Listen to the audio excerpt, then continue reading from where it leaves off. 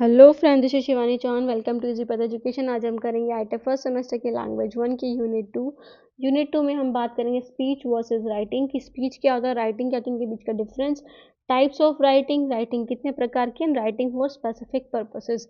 सो आज हम इस यूनिट में इन सारे टॉपिक्स के बारे में बात करेंगे और एंड तक बने रहिएगा ताकि आपको ये तीनों टॉपिक आसानी से समझ आ जाए। तो स्टार्ट करते हैं हमारे फर्स्ट टॉपिक से, that is major differences between speech and writing की स्पीच और राइटिंग में क्या डिफरेंस है। सबसे पहला, आपको जब भी पेपर में डिफरेंस आए तो आप उसमें सबसे पहले लिखो कि आप किस बेस पे डिफरेंशिएट कर रहे हो। जैसे फीचर लिख दोगे, फीचर में आप जैसे फर्स्ट इज मीडियम बेस पे, तो मीडियम में आप ये लिख सकते हो, बट इसे थोड़ी लॉन्ग फॉर्म में लिखना, आप ऐसे शॉर्ट फॉर्म में भी नहीं लिखना है आपको, बस यहाँ पे समझाने के लिए शॉर्ट फॉर्म में लिखा गया है। अगर हम बात करें ऑन द बेसिस ऑफ, या फिर फीचर, आप जो भी आपको लिखना है यहाँ पे लिख सकते हो, फिर उसके बाद जिसके बीच में डिफरेंस कर रहे हो उन दोनों के बारे में और लाइन पुट कर देना। बात करते हैं मीडियम। मीडियम क्या हो सकता है? अच्छा, अब आप जब बोलते हो तो कैसे बोलते हो? लिख के थोड़ी बोलते हो, बोल के, मतलब स्पोकन वर्ड्स के थ्रू, है ना। और ऑडिटरी, है ना, जो सुन सके दूसरा इंसान, तो ऑडिटरी होते हैं, वो मुंह से बोले जाते हैं, वर्बल फॉर्म में होते हैं, या ओरल फॉर्म में आप बोल सकते हो, स्पीच होता है। और अगर आप राइटिंग की बात करो तो रिटन फॉर्म में या फिर विजुअल में, विजुअल इन द सेंस कि आपको लिखे हुए चीज़ें दिखती है, जैसे A B C, है ना, ये लिखा हुआ आपको सब दिख रहा है, तो ये क्या है? अब ये क्या है? जो लिखा हुआ है वो रिटन है, और मैं जो बोल रही हूँ वो क्या है? स्पीच है या फिर स्पोकन है। After that is spontaneity. तो स्पॉन्टेनिटी कैसे? मतलब यूजुअली स्पॉन्टेनियस होता है, अनप्लैंड होता है, कि कभी भी हम बोल सकते हैं ना, कभी भी बोल सकते हैं, और अनप्लैंड होता है, तो ज़रूरी नहीं कि आपको कुछ स्ट्रक्चर वे में बोलना होता हो, है ना, या फिर प्लान करके बोलते हो आप। कभी भी आपको कोई भी कुछ बोलेगा, फ़ोन करेगा या फिर आपके सामने से, फिर आप उसका आंसर दे दोगे, ओके। तो तभी की तभी आप कर सकते हो इसको, है ना, यूजुअली स्पॉन्टेनियस। फिर है मोड। अब राइटिंग के बारे में देखेंगे, मोर डेलिब्रेट एंड स्ट्रक्चर्ड। ये क्या होता है? डेलिब्रेटेड होता है और स्ट्रक्चर्ड फॉर्म में होता है, कि आप इसको कैसे, आप जब, जैसे अब मैं जो बात बोल रही हूँ, है ना, और जो बोल रही हूँ वो कुछ भी बोल सकती हूँ, जैसे बीच में गैप देकर कुछ भी करके, बट राइटिंग में मैं क्या कर रही हूँ? डेलिब्रेट और स्ट्रक्चर्ड फॉर्म में लिखा हुआ है मैंने वो सारी चीज़, जैसे वर्ब का ध्यान रखा हुआ है ना, और सेंटेंसेस का ध्यान रखा हुआ है, और कैसे लिखना है, अगर मैं डिफ्रेंशिएट वगैरह दिखा रही हूँ तो वो कैसे होगा। ये कुछ पर्पस या प्लान्ड के बेसिस पे होता है ना। तो डेलिब्रेट मीन्स कि ये कुछ प्लान बेसिस पे होता है, या फिर पर्पस है इसका कुछ, ओके। फिर है इंटरेक्शन। तो इंटरेक्शन कैसी होती है? सबसे पहले इसमें इमीडिएट फीडबैक मिल जाता है आपको, जब आप किसी से बोल के कुछ बात बोल रहे हो तो आपको तभी उसका आंसर मिल जाता है, जैसे फेस टू फेस कन्वर्सेशन, कि आप सामने होकर बात करें, फिर कॉल पे। बट अगर हम रिटर्न में बात करें तो रिटर्न में क्या होता है? डिलेड फीडबैक होता है, कि आपको तभी नहीं मिलता, थोड़ी देर बाद मिलता है, या एक दिन बाद, या फिर 24 घंटे बाद, 12 घंटे बाद। तो ऐसे टाइम डिपेंड करता है कि जिसने मैसेज रिसीव किया वो कब करेगा। जैसे बुक्स पढ़ के, है ना, ईमेल पढ़ के, आर्टिकल्स पढ़ के आपको, आपकी जैसे बुक्स पढ़ी किसी ने तो आपको बाद में जवाब मिलेगा उसका। ईमेल्स पढ़े आपने, ईमेल सेंड करे, तब वो देख लेगा रिसीवर, तब उसका आंसर करेगा। आर्टिकल पढ़े, ऐसे ही ये तो डिलेड फीडबैक होता है, कि आपको कैसा लगा किसी इंसान को, या फिर क्या उसने देखा है, उस जो आप मैसेज पहुंचाना चाह रहे हो, क्या वो उसने पढ़ा उस तरीके से, तो वो आपको बाद में पता चलता है, okay. After that is permanence. Permanence में क्या होगा? कि टेम्पररी होता है, भूल जाते हो आप कोई बोली हुई चीज़, जैसे आपके साथ बहुत ज़्यादा बार होता होगा कि आप जो कुछ बोलते हो, जो कुछ बताते हो किसी को, वो लास्ट में या फिर कभी ना कभी भूल जाते हो, तो टेम्पररी होता है ये। डिसअपियर आफ्टर स्पोकन, कि आपको याद थोड़ी होता है, कई चीज़ें याद नहीं हो पाती। पर जो रिटन फॉर्म में होता है वो परमानेंट होता है, और उसको हम स्टोर करके रख सकते हैं और रिविजिट कर सकते हैं। मतलब अब मैंने जो बोला है, अब यहाँ पे तो रिकॉर्डेड है, तो रिकॉर्डेड तो परमानेंट हो गया, बट अगर हम बात करते हैं रिकॉर्डेड नहीं होता, मैं आपको क्लास में ये लेक्चर दे रही होती और मैंने आपको ये जो पीपीटी है वो आपके क्लास में आपको सेंड कर दी थी, तो आप जो मेरे स्पोकन वर्ड्स थे उनको रिकॉर्ड नहीं कर पा रहे थे, है ना, वो तो आप भूल जाते, बट जो लिखी हुई चीज़ है आप उसको स्टोर कर सकते हो और बार बार उसे जाकर देख सकते हो, ओके। उसके बाद है स्ट्रक्चर। तो स्ट्रक्चर कैसा होता है? इनफॉर्मल होता है, आप फ्रेगमेंटेड वर्ड्स यूज़ करते हो, मतलब टूटे हुए शब्द यूज़ करते हो ना, बार बार रिपीट करते हो, जैसे हम भी कभी बोलते टाइम कोई वर्ड बीच में छोड़ देंगे, दूसरा बोलने लग जाते हैं ना। इनफॉर्मल होता है, आप किसी भी वे में बात कर सकते हो, अब उसमें आपको फॉर्मल थोड़ी देखना होता है ना। उसके बाद है यूजेस पॉजेस। आप पॉजेस का यूज़ करते हो, जैसे आपने कोई बात बोल दी, फिर उसके बाद दूसरी बात बोलोगे, तो आप, जैसे मैंने यहाँ पे ये वर्ड बोला है, तो उसके बीच में पॉज लिया है दूसरा सेंटेंस बोलने के लिए। और आप फिलर्स का यूज़ कर सकते हो, जैसे मैं यहाँ पे जैसे यूज़ कर रही हूँ ना, जैसे, ऐसे, ये सारी यूज़ कर रही हूँ। फॉर एग्जाम्पल अगर इंग्लिश में बात करते हैं, ऐसे यूज़ करती हूँ। जैसे आप चैटिंग करते टाइम देखा ना, और ये सब। तो आप बीच बीच में जब आपको कोई बात बोलनी होती है तो फिलर्स का यूज़ कर सकते हो। पर राइटिंग में क्या होता है, फॉर्मल वे होता है। अब फॉर्मली लिखते हो, वेल ऑर्गेनाइज्ड होता है, मतलब कुछ टेंसेस वगैरह ये मतलब ऑर्गेनाइज वे में लिखा होता है कि फॉर एग्जांपल आप कुछ लिख रहे हो तो किसी बेसिस पे लिखोगे। सबसे पहले अपना अपने बारे में बताओगे ना, फिर उसके बाद उस जो आप लिख रहे हो उसके बारे में बताओगे। तो एक तरह से ऑर्गेनाइज होता है और फॉलो ग्रामेटिकल रूल्स, और ग्रामेटिकल रूल्स को फॉलो करते हैं रिटर्न में। After that is audience awareness. तो स्पीच में adjusted in real time based on listener reaction, कि अब ये हम एडजस्ट कर सकते हैं। ओके, एडजस्ट कर सकते हैं लिसनर के रिएक्शंस को देखकर। अगर लिसनर को कुछ चीज़ समझ नहीं आ रही है, पसंद नहीं आ रही है, तो आप उसको चेंज करके दूसरी चीज़ बोल सकते हो। ओके, फिर बट राइटिंग में क्या हो गई, एक चीज़ आपने लिख दी और वो चीज़ उसके पास पहुंच गई तो आप उसके हिसाब से एडजस्टमेंट नहीं कर सकते। Must anticipate readers understanding. Okay, तो आपको क्या करना होता है, जो रीडर्स ने समझा वो देखना ही पड़ता, वो ज़रूर, आप उसे रिमूव नहीं कर सकते। उसके बाद है नॉन वर्बल एलिमेंट्स। तो इसमें क्या क्या चीज़ें यूज़ होती है, नॉन वर्बल एलिमेंट्स यूज़ कर सकते हो आप, जैसे कि tone, pitch, gestures, facial expressions, है ना, कि आप हाथों का इस्तेमाल कर सकते हो, अपनी टोन को ऊपर ऊपर नीचे कर सकते हो, है ना, अपनी पिच को हाई और लो कर सकते हो। तो ये सारी चीज़ें आप कर सकते हो किसमें, स्पीच में, जब आप कुछ बोल रहे हो उस कॉन्टेक्स्ट के अकॉर्डिंग। बट राइटिंग में आप अपने इमोशंस को शो नहीं कर सकते, आपको सिर्फ वर्ड्स पे फोकस करना होता है और पंचुएशन मार्क्स पे, है ना। पंचुएशन मार्क्स क्या हो गए आपके, जैसे जो क्वेश्चन मार्क हो गया, फुल स्टॉप हो गया, है ना, कोमा हो गया, हाइफन हो गया, तो ये सारे पंचुएशन मार्क का यूज़ करके आप वर्ड्स को लिख सकते हो। After that complexity. तो जो स्पोकन वर्ड्स होते हैं वो सिंपल होते हैं। अब देखो जो लिखे हुए हैं वो आपको आसानी से समझ नहीं आएंगे, बट मैं उसको बोल के एक्सप्लेन करूँगी तो आप उसको अच्छे से पढ़ सकते हो या फिर सुन सकते हो, है ना। उसके बाद है नेक्स्ट इज द कन्वर्सेशनल। होता है ये कि आप बातचीत करके भी कर सकते हो, कि अगर मैं कुछ गलत बोल रही हूँ या फिर आपको कुछ बीच में कुछ समझना है तो आप बात करके उसको कर सकते हो। ऑफन रिपीटेटिव, आप रिपीट भी कर सकते हो, है ना, कोई चीज़ समझ नहीं है तो आप उसे रिपीट कर दो। बट राइटिंग में क्या होता है, मोर कॉम्प्लेक्स होता है। कुछ वर्ड्स ऐसे होते हैं, जैसे हमने लास्ट लेक्चर में पढ़ा कि कॉम्प्लेक्स होता है टेक्स्ट जो लिखा हुआ होता है, तो उसको समझने के लिए आपको स्पीच की ज़्यादा ज़रूरत पड़ती है। पर राइटिंग में वो ज़्यादा कॉम्प्लेक्स होता है, रिफाइंड होता है, एडिटेड होता है। ओके, एडिटेड होता है, उसमें आप एडिटिंग करके चीज़ें सही कर सकते हो। After that error. तो mistake can be corrected immediately. बोल के आप जो आपने कुछ गलत बोला है तो आप उसको इमीडिएटली करेक्ट कर सकते हो ना, दूसरा वर्ड बोल के उसकी जगह सॉरी बोलकर। बट इसमें अगर कुछ क्या हो गया, एरर आ गया, तो वो वो क्या होगा, अगर एडिट नहीं करोगे तो वो सेम ही रहेगा। Okay, errors remain unless edited. अगर आप उस एरर को एडिट नहीं करोगे तो वो एरर ही रहेगा। जैसे व्हाट्सएप पे भी ये फीचर आता है ना कि आप एडिट करके मैसेज लिख सकते हो, आपने कुछ गलत टाइप करके लिख दिया था बट आपको फिर बाद में आपने पढ़ा कि तो मैंने गलत टाइप किया, तो आप उसको एडिट कर सकते हो और दोबारा लिखने की बजाय। ओके, तो ये क्या है, कुछ मेजर डिफरेंस है किसके बीच में, स्पीच और राइटिंग के बीच में। आपको बस ये थोड़ा लॉन्ग फॉर्म में लिखना है, यहाँ पे ये शॉर्ट फॉर्म में लिखा है सिर्फ समझाने के लिए। आफ्टर दैट इज की कैरेक्टरिस्टिक ऑफ स्पीच, कि स्पीच की कैरेक्टरिस्टिक्स क्या होती है और राइटिंग की कैरेक्टरिस्टिक्स क्या होती है। सबसे पहले स्पीच में आता है डायनामिक एंड कॉन्टेक्चुअल होता है ये। हम इसको अडेप्ट कर सकते हैं according to the situation, according to audience, setting and emotions, है ना, कि जिसके जैसे इमोशंस है। फॉर एग्जांपल वहाँ पे बहुत हंसी का एनवायरनमेंट है तो आप हंसी वाली चीज़ें या फिर लाफिंग वाली चीज़ें बोल सकते हो।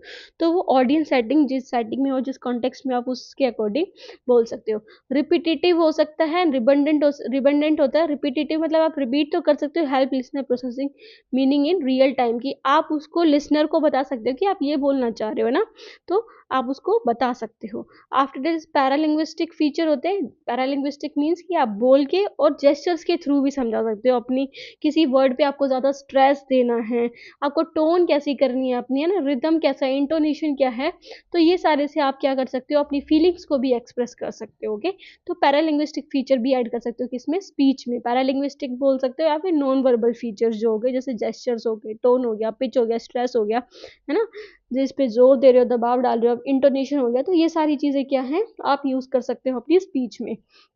उसके बाद है uses contraction and informal language, कि आप कॉन्ट्रैक्शंस और इनफॉर्मल लैंग्वेज का भी यूज़ कर सकते हो, जैसे कि I am gonna instead of I am going to, है ना। आपको अगर जैसे बोलना है तो आप ऐसे शॉर्ट फॉर्म में भी बोल सकते हो, मतलब कुछ वर्ड्स ऐसे होते हैं जो बहुत बड़े होते हैं, आप उसको शॉर्ट फॉर्म में बोल सकते हो, I am gonna to market, है ना।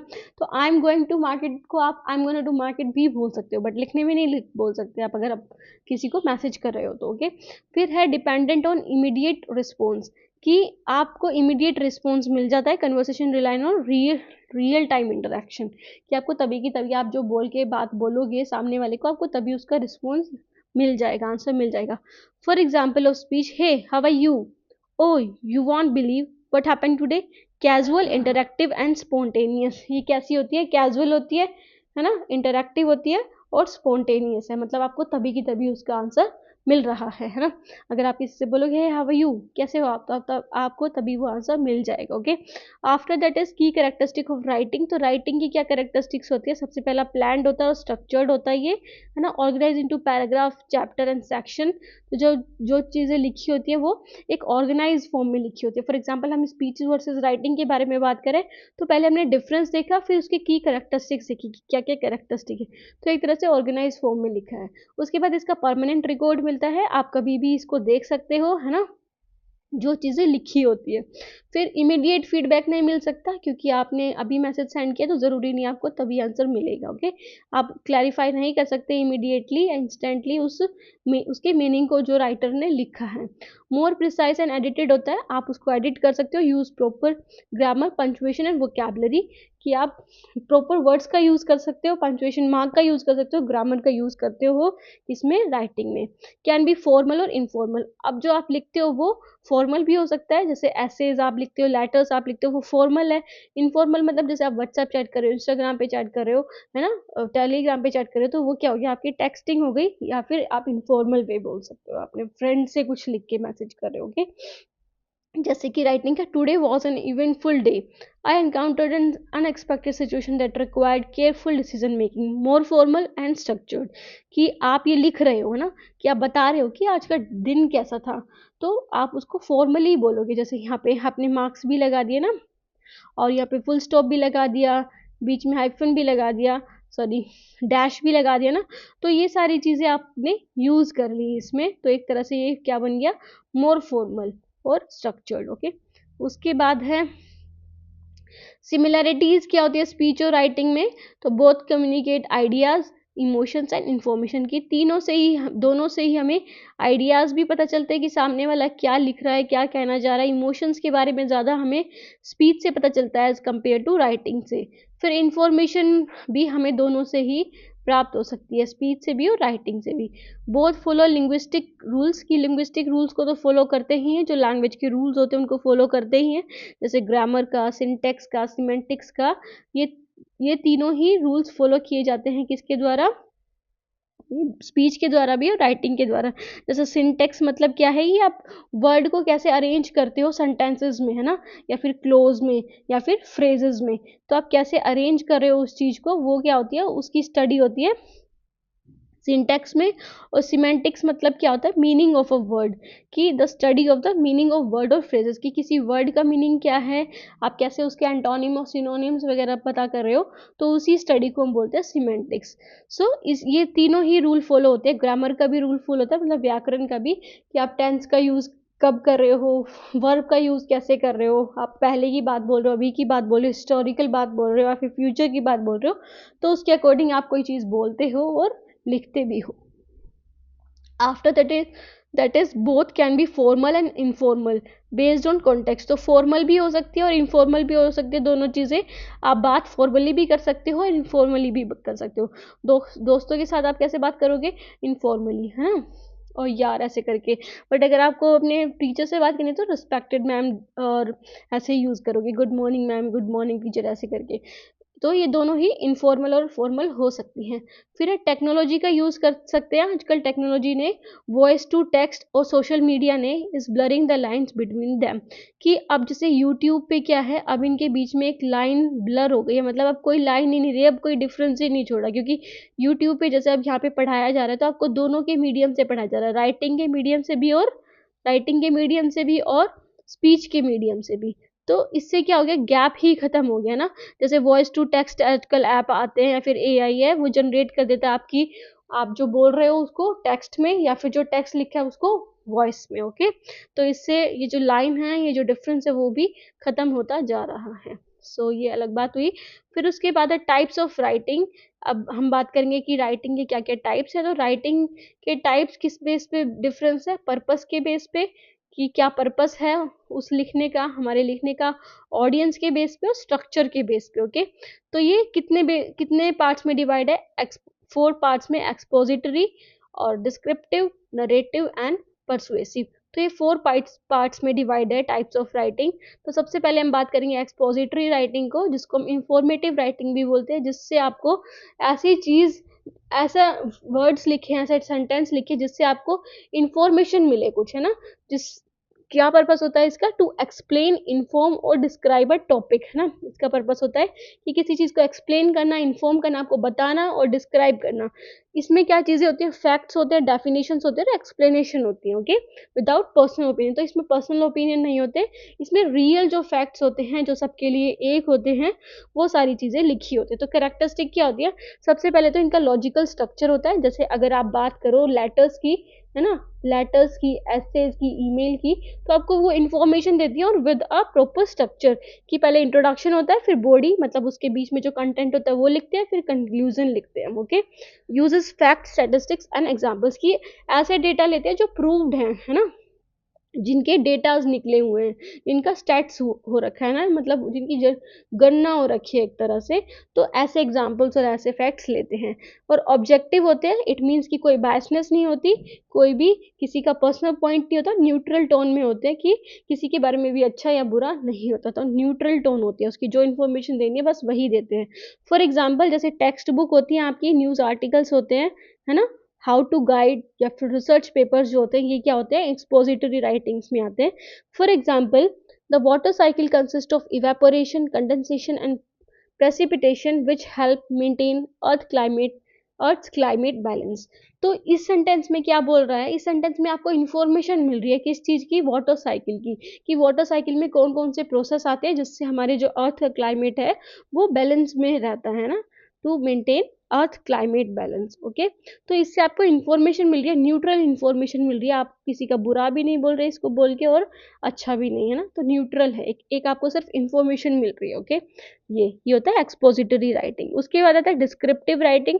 तो डिस्क्रिप्टिव राइटिंग होती है सेंसरी राइटिंग से, मतलब जो सेंसर्स को भी आप, मतलब आपके सेंसर्स भी यूज होते हैं उसमें, जैसे कि to paint a picture in readers mind using vivid details, कि आपको कोई पिक्चर पेंट करनी है तो रीडर के माइंड में, मतलब आपका माइंड यूज हो रहा है ना, आपके हाथ यूज होंगे, आपकी आंखें यूज होंगी, है ना, तो ये सारी चीजें यूज होंगी, इट मीन्स कि आप सेंसरी राइटिंग कर रहे हो, है ना। तो फोकस ऑन सेंसरी एक्सपीरियंसेस, कि आपने जो देखा, सुना, है ना, साउंड, टच किया, टेस्ट किया, स्मेल किया, तो इन सब पे फोकस करते हैं। सो कैरेक्टरिस्टिक क्या है, रिच एंड डिटेल्ड लैंग्वेज, इसमें आप बहुत ही डिटेल्ड में जाके लिखते हो, जैसे कि आप इसमें जैसे लिखे होते हैं पोएम्स, है ना, तो पोएम्स जो लिखी होती है वो मोस्टली ऐसे ही डिस्क्रिप्टिव राइटिंग में ही लिखी होती है, जो चीज़ किसी ने फील की हुई पोएट ने, वो चीज़ उसमें लिखी होती है। उसमें मेटाफर्स यूज़ होते हैं, सिमिलीज यूज़ होती हैं, फिगरेटिव लैंग्वेजेस, मतलब स्पीच, फिगर ऑफ स्पीच भी यूज़ होता है, ठीक है। तो ये सारी चीज़ें क्या होती हैं, ये सारी चीज़ें यूज़ होती हैं किसमें, डिस्क्रिप्टिव राइटिंग में। मेटाफर, जैसे आप किसी अलाइक चीज़ को किसी से कंपेयर करो, है ना। सिमिलीज मतलब कि आप क्या कर रहे हो, किसी के जैसा बता रहे हो। For example, as big as mountain, as long as giraffe, है ना, एज क्लेवर एज फोक्स। तो ये क्या हो गई, सिमिली हो गई, आप किसी को कंपेयर कर रहे हो, किसी के जैसा बता रहे हो। ओके, तो ऐसे फिगरेटिव लैंग्वेजेस का यूज करते हैं डिस्क्रिप्टिव राइटिंग में। एंगेज द 5 सेंसेस, आपकी जो 5 सेंसेस होती हैं उनको यूज करते हैं, जैसे कि पोएट्री में, ट्रैवल राइटिंग में, क्रिएटिंग जर्नल्स में, क्रिएटिव राइटिंग्स में और जर्नल्स में। इसमें आप क्या चीज़ें यूज करते हो, अपने माइंड का इस्तेमाल करते हो, जो चीज़ें आपने एक्सपीरियंस की अपने लाइफ में वो सारी चीज़ें आप लिखते हो। For example, the golden sun dipped below the horizon, painting the sky in hues of crimson and violet, while the cool breeze carried the scent of blooming jasmine. तो इसमें क्या कहना चाह रहे हैं कि सुनहरा सूरज क्षितिज के नीचे डूब गया, है ना, हॉरिजन के नीचे डूब गया, मतलब एक तरह से वो सनसेट हो रहा है ना, उसको डिस्क्राइब कर रहा है किसके थ्रू, इन मेटाफर्स के थ्रू। सो इसमें बोला फिर जिससे आकाश लाल और बैंगनी रंग में बदल गया, कि जो सन है उसके डूबने से आकाश जो है उनका लाल कलर हो गया और बैंगनी कलर हो गया, जबकि ठंडी हवा में खिलती हुई चमेली की खुशबू आ रही थी। और उस समय क्या हो रहा था कि जो ठंडी ठंडी हवा चली थी वहां से जैस्मिन की एक तरह से खुशबू आ रही थी, जैस्मिन फ्लावर की। सो ये इसमें क्या यूज हो रहा है, एक तरह से आपके सेंसेस यूज हो रहे हैं कि आपने कोई चीज एक्सपीरियंस करी, आपने कोई चीज सुनी है ना, आप सुन रहे हो, फील कर रहे हो, है ना। तो ये सारी चीजें आपने स्मेल की है, फ्लावर फ्लावर की महक, है ना। तो ये सारी चीजें आप यूज कर रहे हो, तो वो है सेंसरी राइटिंग। उसके बाद आता है नरेटिव राइटिंग। तो नरेटिव राइटिंग क्या होता है, स्टोरी टेलिंग। इसमें क्या होता है, आप स्टोरी टेलिंग के लिए कोई चीज लिखते हो, तो टेल अ स्टोरी, रियल और फिक्शनल, कि वो रियल भी हो सकती है और आप खुद भी बना के जो लिखते हो। फिक्शनल मतलब जो अपने मन गढ़ंत जो होती है, आप खुद ही बना के लिख देते हो। हैज कैरेक्टर्स, इसमें कैरेक्टर्स होते हैं, है ना, living being, non living being, ऐसे करके वो कुछ भी कैरेक्टर बना सकते हैं। एक सेटिंग होती है, मतलब एक कॉन्टेक्स्ट होता है कि आप किसी कॉन्टेक्स्ट में लिखते हो। फॉर एग्जाम्पल आप जंगल स्टोरी लिख रहे हो तो आप जंगल के कॉन्टेक्स्ट में लिखोगे। प्लॉट होता है, कन्फ्लिक्ट होता है और रेजोल्यूशन होता है ना। तो इसमें ये सारी चीजें दी होती है कि उस कहानी में कोई ना कोई कॉन्फ्लिक्ट था, फिर उसको रिजोल्व करते हैं, किसी तरह से उसका सोल्यूशन निकालते हैं। सो कैरेक्टरिस्टिक क्या है, रिटन इन फर्स्ट और थर्ड पर्सन, कि किसके लिए लिखा जाता है, रिटन इन फर्स्ट और थर्ड पर्सन। या तो फर्स्ट पर्सन के लिए, मतलब ही शी इट ऐसे यूज करेंगे, है ना, ही शी इट, या फिर दे का यूज करेंगे ज्यादा। ओके, फिर उसके बाद है इंक्लूड डायलॉग्स एंड इमोशंस। तो डायलॉग्स और इमोशंस का यूज होता है इसमें, कि आप डायलॉग के थ्रू कोई बात बता रहे हो, कोई स्टोरी लिख रहे हो और इमोशंस को यूज कर रहे हो। Has a beginning, middle and and. तो इसमें क्या होता है, सबसे पहले बिगिनिंग होती है, जैसे आप नाटक वगैरह देखते हो या रोल प्ले वगैरह देखते हो, उसमें क्या होता है, बिगिनिंग होती है, शुरुआत होती है, फिर मिडल में कुछ लड़ाइयाँ वगैरह होती है, फिर एंड में जो हीरो है वो जीत जाता है। तो जैसे मूवीज वगैरह बनाई जाती है, तो वो नरेटिव राइटिंग है, जो पहले लिखी जाती है स्क्रिप्ट। सो इसमें एग्जाम्पल्स आ सकते हैं नोवेल, शॉर्ट स्टोरीज, बायोग्राफीज या फिर पर्सनल एसेज, कि अपने बारे में कोई लिख रहा है, बायोग्राफी लिख रहा है ना, किसी पर्सन के बारे में शॉर्ट स्टोरीज लिख रहा है, नॉवेल्स लिख रहा है, तो ये सारी नरेटिव राइटिंग में आ जाती है। As Jake stepped onto the creaky wood bridge, the wind howled through the trees, whispering secrets of an ancient past.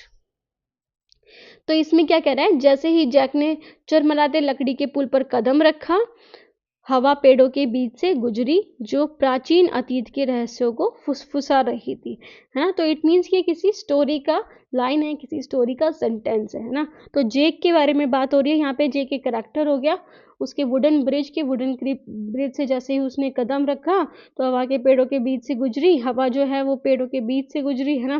तो ये सारी एक तरह से स्टोरी या नरेट करके बता रखा है। सो ये नरेटिव राइटिंग। उसके बाद आता है परसुएसिव राइटिंग। तो persuasive writing is for argumentative. तो आर्ग्यूमेंट करने के लिए, जैसे कि आप डिबेट्स करते हो, सो इसका पर्पस क्या है, to convince the reader of a point of view और आर्ग्यूमेंट, कि जो रीडर है उसको कन्विंस कराने के लिए, है ना, या फिर आर्ग्यूमेंट करने के लिए। फॉर एग्जांपल न्यूज़पेपर में इतने सारे डिबेट्स आती है ना, डिस्कशंस आती है, जिसके बारे में आप पढ़ के या तो उसकी बात से एग्री कर जाते हो या फिर आर्ग्यूमेंट देते हो कि नहीं, इसने गलत लिखा हुआ है, ये सही नहीं है, गलत है। सो ये पॉलिटिकल चीज़ों पे ज़्यादा होता है ना, इन चीज़ों पे ज़्यादा करी जाती है, या फिर एनवायरमेंटल जो इश्यूज हैं उनको लेकर ये बातें करी जाती है। So uses logic, reasoning and emotional appeals. तो इसमें लॉजिक भी यूज होते हैं, रीजनिंग भी, तर्क विचार भी यूज होते हैं, और इमोशनल अपील्स भी यूज होते हैं, कि आप इमोशनली भी आपसे अपील करते हैं, आपको चीज़ें बताते हैं कि अगर ऐसा नहीं हुआ तो आपको प्रॉब्लम फेस करने को मिलती है। कैरेक्टरिस्टिक क्या, strong thesis, statement and arguments. तो इसमें स्ट्रॉन्ग आर्ग्यूमेंट्स होते हैं और स्टेटमेंट्स होती हैं, कि जो प्रूव्ड करना, आप प्रूव करोगे तभी पता चलेगा उसके बारे में। ओके, आप आर्ग्यूमेंट करोगे उसके बारे में, तो ऐसे तरह की स्टेटमेंट और आर्ग्यूमेंट होती है। उसके बाद है यूज फैक्ट। फैक्ट का यूज करते हैं, एग्जाम्पल्स का यूज करते हैं, और रेटोरिकल डिवाइसेस का यूज करते हैं, मतलब पुरानी जो चीज़ें हैं उनका यूज करके जो बातें उस कॉन्टेक्स्ट में हुई है उन सब चीज़ों का यूज करते हैं। फिर उसके बाद आता है कैन बी इमोशनल और लॉजिकल इन टोन, कि इमोशनल होते हैं, इट मीन्स कि जिसके बारे में लिख रहे हैं, फॉर एग्जांपल क्लाइमेट चेंज के बारे में लिख रहे हैं, तो क्लाइमेट के बारे में आपको इमोशनली इन्फ्लुएंस करेंगे कि ये सारी प्रॉब्लम्स आ रही हैं, आप कैसे यूज़ कर सकते हो। ओके, तो ये सारी चीज़ें। उसके बाद है रेटोरिकल डिवाइस, मतलब बयानबाजी वाले जो सिस्टम होता है ना, तो आप बयान करते हो, मतलब आप बताते हो अपने पॉइंट ऑफ व्यू, फिर दूसरे दूसरे पॉइंट ऑफ व्यू बताते हो, तो इन सब चीज़ों का यूज़ करना। फिर एग्जांपल्स क्या है, जैसे एडवर्टीजमेंट्स में है ना, एडवर्टीजमेंट देखते हो तो आपको क्या फील होता है, या फिर एडवर्टीजमेंट कुछ लिखी होती है तो आप बोलते हैं ये तो गलत है, ऐसे थोड़ी होता है, ये तो हो ही नहीं सकता। सो ओपिनियन आर्टिकल्स, कुछ आर्टिकल्स पढ़ते हो जो किसी पर्सन के बेस पे होते हैं, सब्जेक्टिव होते हैं, उसके बायसनेस, मतलब उसके पॉइंट ऑफ व्यू से होते हैं, वो भी आर्ग्यूमेंटेटिव राइटिंग होती है। पॉलिटिकल स्पीचेस आपने देखी होगी है ना, और डिबेट्स, ये सारे क्या है, एग्जाम्पल है परसुएसिव राइटिंग के। After that is example sentence, क्या है, implementing renewable energy sources is not just an option, it is necessity to combat climate change and secure our future की। जैसे यहाँ पे एक सेंटेंस लिखा हुआ है कि आप रिन्यूएबल एनर्जी को यूज़ करोगे, तो वो रिन्यूएबल एनर्जी को इम्प्लीमेंट करना ऑप्शन नहीं है बल्कि ज़रूरी है, जिससे आप जो क्लाइमेट चेंज है उससे, जो क्लाइमेट चेंज हो रहा है नेगेटिव तरह से, उससे छुटकारा पा सकते हो, और सिक्योर अवर फ्यूचर, और अपने फ्यूचर को सिक्योर कर सकते हो। तो ये क्या है, आर्ग्यूमेंटेटिव भी हो सकती है किसी के लिए, कि आप ऐसा कैसे बोल सकते हो, हम रिन्यूएबल एनर्जी का यूज़ तो करें ज़्यादा से ज़्यादा, और क्लाइमेट चेंज में बदलाव तो आने लग रहा है, सही पॉजिटिव बदलाव तो आ रहा है। तो ये सारी चीज़ें क्या हैं, आर्ग्यूमेंटेटिव राइटिंग है। ओके, उसके बाद आता है राइटिंग फॉर स्पेसिफिक पर्पसेस, कि कुछ जो होते हैं वो स्पेसिफिक पर्पस के लिए भी यूज़ करते हैं, ये थर्ड टॉपिक है। So writing serve different function based on the audience, purpose and structure. तो राइटिंग है वो डिफरेंट फंक्शन के बेस पे होती है, जैसे ऑडियंस के बेस पे, पर्पस के बेस पे, और स्ट्रक्चर के बेस पे। तो first is essay, second is letters, और थर्ड इज रिपोर्ट, जो आपके सिलेबस में दिया हुआ है। सो सबसे पहले बात करेंगे इसके बारे में, एस्से के बारे में थोड़ा सा और बचा है। सो एस्से क्या होती है, जब आप किसी के बारे में लिखते हो ना, तो अब ये अलग अलग तरह के हैं। सबसे पहले हम पर्पस के बारे में बात करेंगे, एस्से क्यों लिखते हैं, अपने आइडियाज़ को एक्सप्रेस करने के लिए, किसी चीज़ को एनालाइज करने के लिए, किसी चीज़ का विश्लेषण करने के लिए, फिर किसी पॉइंट को आर्ग्यू करने के लिए ना। सो ये अकेडमिक्स में यूज़ होता है, मतलब आपके स्कूल्स में, कॉलेजेस में, एग्जाम्स में भी आपको यूज़ करने को मिलता है। आपको कोई पॉइंट, कोई आपको टाइटल देता है, आपको उसके बारे में लिखना होता है, और जर्नलिज्म में यूज़ होता है ये सारी चीज़ें। सो फीचर्स क्या है, फॉर्मल स्ट्रक्चर होता है, मतलब एक फॉर्मली होता है इसका वे, पहले इंट्रोडक्शन लिखते हो, फिर बीच में कंटेंट लिखते हो, फिर लास्ट में कंक्लूजन लिखते हो कि आपने क्या सीखा या क्या बताना चाह रहे हो आप। लॉजिकल होता है, मतलब एविडेंस के बेस्ड पे होते हैं सारी चीज़ें, और क्लियर थीसिस स्टेटमेंट होती है, कि क्लियर जो स्टेटमेंट्स हैं, जो एक तरह से रिसर्च से मिली हैं, वो सारी स्टेटमेंट आपको देखने को मिलती हैं। So common types of essays कौन से हैं, सबसे पहले एक्सपोजिटरी ऐसे, तो इसमें कोई टॉपिक को एक्सप्लेन करते हैं, जैसे कॉजेज ऑफ क्लाइमेट चेंज है ना, कोई नॉर्मल टॉपिक को एक्सप्लेन कर दिया, मतलब आपको डिस्क्रिप्टिव वे में दे दिया, आपको डिस्क्राइब कर दिया कोई टॉपिक। परसुएसिव में क्या आएगा, आर्ग्यूज अ पॉइंट, कि आप आर्ग्यू कर देते हो किसी पॉइंट को ना, किसी पॉइंट के बारे में आर्ग्यूमेंट्स दे रहे हो, जैसे अभी हमने पढ़ा था ना परसुएसिव राइटिंग, तो ऐसे परसुएसिव ऐसे। Why school uniform should be mandatory, कि स्कूल यूनिफॉर्म क्यों मैंडेटरी, एक एग्जाम्पल दे रखा है, तो इसमें आप आर्ग्यू कर रहे हो किसी पॉइंट को कि स्कूल मैंडेटरी, स्कूल में जो यूनिफॉर्म है वो मैंडेटरी क्यों है ना।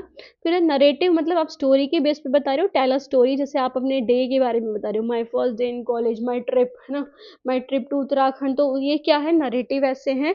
फिर डिस्क्रिप्टिव, मतलब आप कुछ इमेजरी क्रिएट करे हो, for example a visit to the mountain है ना, इमेजिनरी, आप इमेजरी आप बताना चाह रहे हो कि मैंने ये सारी चीज़ें देखी, ऐसे पहाड़ थे बड़े बड़े, ऐसे पेड़ थे, तो आप किसी को इमेजिन कराना चाह रहे हो। तो कंक्लूजन क्या है, रीस्टेट थीसिस, समराइज की पॉइंट एंड फाइनल थॉट। तो ये सारी चीज़ें आप कंक्लूजन में लिखते हो ना, जो जो आपने लिखा हुआ है, जो चीज़ें लिखी हैं उसको रीस्टेट करते हो कि मैंने शॉर्ट शॉर्ट में ये लिखा, समराइज करते हो उन की पॉइंट्स को, और फाइनल थॉट देते हो अपना खुद का। अब एग्जाम्पल क्या है, जैसे अब यहाँ पे एग्जाम्पल दिया हुआ है कि आप ऐसे लिख सकते हो। सबसे पहले जैसे टाइटल है, द इम्पोर्टेंस ऑफ रीडिंग, आप इंट्रोडक्शन में लिखोगे hook, books are windows to the world है ना, विंडोज है वर्ल्ड के लिए। थीसिस स्टेटमेंट क्या, अगर रीडिंग एनहेंस, ये एक तरह से ऐसी स्टेटमेंट जो प्रूव्ड है। So reading enhance knowledge, improve vocabulary and strengthen imagination, तो आप इसका यूज़ करोगे।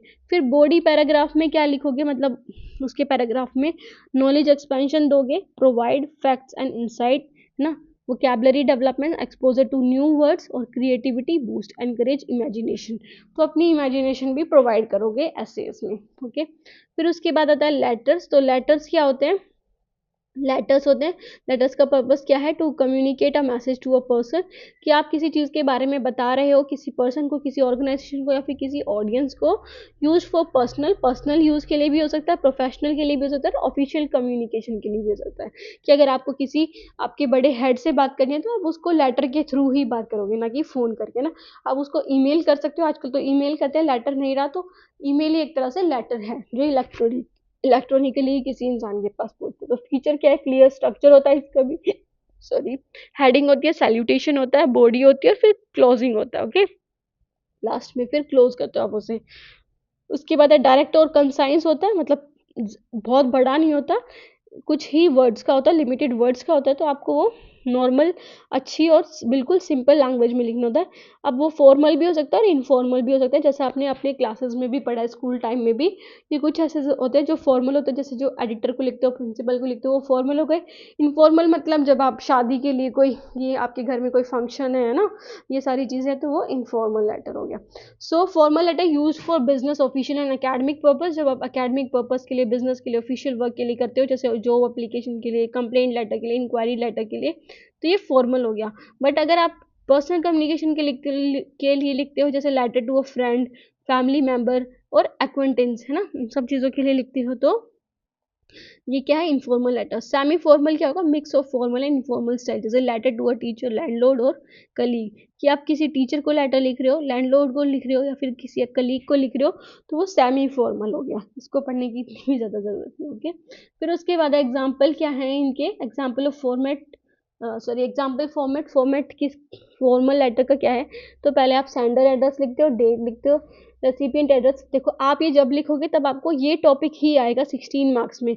आप फिर ये जो जैसे ऐसे है, लेटर है, और थर्ड वन इज रिपोर्ट है, अगर आपको 16 मार्क्स में ये क्वेश्चन आएगा, तो आपको अच्छे से उसको फॉर्मेट दिखा के फिर रिप्रेजेंट करना। ओके, तब लिखनी है सारी चीज़ें, तो आप फॉर्मेट भी लिख सकते हो, रेसिपिएंट एड्रेस, सैल्यूटेशन, है ना, डियर मैडम या सर, और फिर बॉडी में इंट्रोडक्शन, अपने मैसेज जो आप पहुँचाना चाह रहे हो, फिर कंक्लूजन, फिर क्लोजिंग कर दो कि यूर सिंसियर, या फिर अपने नाम के साथ, है ना। फिर जैसे एग्जाम्पल क्या है? ओपनिंग में I am writing to apply for the position of marketing, जैसे ये इसी का ही है, फॉर्मल लेटर का एग्जाम्पल, आप पढ़ लीजिएगा, ठीक है। इनफॉर्मल का आप नॉर्मली लिख सकते, hey John, it's has been a while since we last met, I hope you are doing well. तो ये इनफॉर्मल वे है, और फॉर्मल वे में आप फॉर्मली कुछ चीज़ें लिख रहे हो, है ना, आप ऑफिशियली लिख रहे हो, तो उस तरह से। After that is the last one, is the report, जो लास्ट टॉपिक है। सो रिपोर्ट किस लिए बनाई जाती है? टू प्रेजेंट फैक्ट, जब आप किसी फैक्ट को प्रेजेंट कर रहे हो, कोई आपने कुछ चीज़ें फाइंड करी है, कुछ चीज़ों का एनालाइज किया है, कुछ चीज़ों को ऑन स्पेसिफिक टॉपिक। अब ये बिजनेस के लिए भी हो सकती है, रिसर्च के लिए भी हो सकती है, और टेक्निकल फील्ड के लिए भी हो सकती है। फीचर क्या होता है? स्ट्रक्चर्ड फॉर्मेट होता है, मतलब इसमें भी क्या होता है? स्ट्रक्चर्ड वे में लिखी जाती है, पहले टाइटल, फिर इंट्रोडक्शन, फिर फाइंडिंग, फिर कंक्लूजन एंड देन रिकमेंडेशन। जैसे रिसर्च रिपोर्ट में भी हम जैसे ऐसा रिसर्च स्कॉलर रिसर्च रिपोर्ट लिखते हैं, तो उसमें सारी चीज़ें लिखते हैं कि पहले टाइटल लिखेंगे कि किस चीज़ पे हमें रिसर्च करनी है ना, हमने कितना उसमें कर लिया, तो उसके बारे में सारी जो इंट्रोडक्शन है, रिव्यू ऑफ रिलेटेड लिटरेचर है, वो सब लिखते हैं। ओके, फिर ऑब्जेक्टिव एंड फैक्चुअल टोन होनी चाहिए, कि आप फैक्चुअली कोई चीज़ बोल रहे हो, ऐसा ही नहीं कि आपने मनगढ़ंत कुछ भी बना दिया, और ऑब्जेक्टिव होनी चाहिए, मतलब बायसनेस नहीं होनी चाहिए उसमें। So use is heading, bullets, points and visuals, कि आप ग्राफ का यूज़ करो, चार्ट्स का यूज़ करो, उसमें पॉइंट्स का यूज़ करो, बुलेट्स का यूज़ करो। जैसे यहाँ पे बुलेट्स यूज़ हो रखे हैं, जैसे ये बुलेट है, ये बुलेट है, तो आप ऐसे बुलेट पॉइंट का यूज़ करो। Okay, after that common types of report कौन सी होती है? सबसे पहले बिजनेस रिपोर्ट। तो बिजनेस रिपोर्ट बिजनेस परफॉर्मेंस और स्ट्रेटजीज को जानने के लिए, एनालाइज करने के लिए, उनका विश्लेषण करने के लिए करी जाती है। एकेडमिक रिपोर्ट जैसे research based document, scientific report, है ना, जैसे आपने कुछ प्रूव्ड करना है, कोई प्रॉब्लम है, तो उससे रिलेटेड आप रिपोर्ट बनाओगे, लिखोगे, बताओगे कि मैंने ये चीज़ें फाइंड की हैं अपनी अपनी रिसर्च में। फिर टेक्निकल रिपोर्ट, एक्सप्लेन प्रोसेसेस और टेक्निकल फाइंडिंग, की आपने कुछ टेक्निकल चीज़ें फाइंड करी हैं, आपने कुछ इनोवेशन की है, डिस्कवरी की है, तो उसके बारे में आप रिपोर्ट दोगे। After that is news report. News report में आप कोई इन्फॉर्मेशन प्रेजेंट करते हो अबाउट एन इवेंट और इंसिडेंट, है ना, तो आप किसी इवेंट के बारे में, इंसिडेंट के बारे में इंफॉर्मेशन प्रोवाइड करते हो। एग्जाम्पल क्या है इसके? सबसे पहले आप टाइटल पेज देते हो, फिर टेबल ऑफ कंटेंट, है ना, इफ लॉन्ग, इंट्रोडक्शन देते हो। ओके, इंट्रोडक्शन में आप लिखते हो overview of the topic and purpose, कि टॉपिक क्या है और उसका पर्पस क्या है। फिर फाइंडिंग्स की आप क्या क्या चीज़ें आप डिफाइंड किए कि मेन फैक्ट, डेटा और एनालिसिस, ये सारी चीज़ें करते हो। And then conclusion, summary of the finding की जो आपने फाइंड किया उसको समरी में बता दोगे, ताकि जो भी पढ़ना चाह रहा है वो पहले कंक्लूजन पढ़ ले, आपकी समरी पढ़ ले, फिर अगर वो इंटरेस्टेड लगे तो वो बाकी चीज़ें भी पढ़ ले। फिर आप अपने रिकमेंडेशंस दोगे कि क्या क्या एक्शंस ले सकते हो, क्या क्या सॉल्यूशंस हो सकते हैं किसी काम को करने के लिए। जैसे यहाँ पे एग्जांपल दिया हुआ है ओपनिंग का, this report examines the impact of remote work on employ productivity based on data collected from 500 employ across various industries. तो एक रिपोर्ट का एग्जांपल दिया है कि वो एग्जामिन कर रही है कि जो रिमोट वर्क होता है on employ productivity, impact of remote work, जो मतलब उनके पास के एरिया के जो वर्क होता है उनसे उन्होंने कोई डेटा कलेक्ट करा है, ठीक है। तो ये एक तरह से ओपनिंग होगी कि इस चीज़ के ऊपर रिपोर्ट लिखी गई है, ओके। तो ऐसे आप रिपोर्ट लिखोगे। सो स्टूडेंट्स, ये थी आज की हमारी क्लास, थोड़ी बड़ी थी क्योंकि आज हमने 3 टॉपिक के बारे में बात की। पहले तो हमने स्पीच वर्सेस राइटिंग के बारे में बात करी कि स्पीच क्या होता है, राइटिंग क्या होती है, उसके डिफरेंस के बारे में जाना, करैक्टरिस्टिक्स के बारे में जाना। आफ्टर दैट हमने टाइप्स ऑफ राइटिंग की, कि राइटिंग के कितने टाइप्स है, जैसे 4 टाइप्स के बारे में बात की थी हमने। फर्स्ट इज डिस्क्रिप्टिव, डिस्क्रिप्टिव के बारे में बात की थी, फिर एक्सपोजिटरी के बारे में बात की थी, नरेटिव के बारे में, and then last one is persuasive के बारे में। अब इन तीनों के बाद हमने राइटिंग फॉर स्पेसिफिक पर्पस के बारे में बात की थी। उसमें जो 3 टॉपिक्स थे जो आपके सिलेबस में दिए हुए हैं, एस्से के बारे में बात की, लेटर्स के बारे में बात की, and the last one is the reports. तो इन सब चीज़ों के बारे में बात की। कोई भी कंफ्यूजन रह गई हो तो आप कमेंट सेक्शन में कमेंट करके ज़रूर पूछना। वीडियो कैसी लगी वो भी ज़रूर बताना कमेंट बॉक्स में कमेंट करके, और वीडियो को लाइक, सब्सक्राइब और शेयर करना ना भूलेगा। Thank you so much friends for watching the video. Okay, bye, take care.